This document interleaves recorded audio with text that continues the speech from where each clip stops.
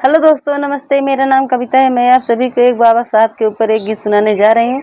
अगर मेरी गीत अच्छी लगे तो वीडियो को लाइक करें, शेयर करें और कमेंट करें। जुग जुग जिये भीम ललनवा भवनवा भीम खेलाई हो। जुग जुग जिये भीम ललनवा भवनवा भीम खेलाई हो। भवनवा भीम खेलाई हो।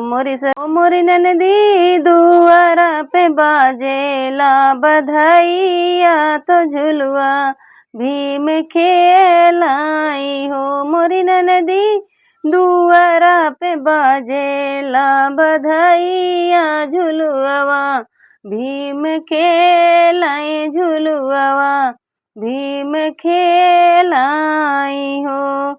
झूमी झूमी गावे हो कोयलिया हो झूमी नाचली मोरिनिया हो तो झूमी नाचली मोरिनिया हो। मोरी ननदी चैत महीनवा शुभ दिनवा भीम जनमली है भीम जनमली है हो।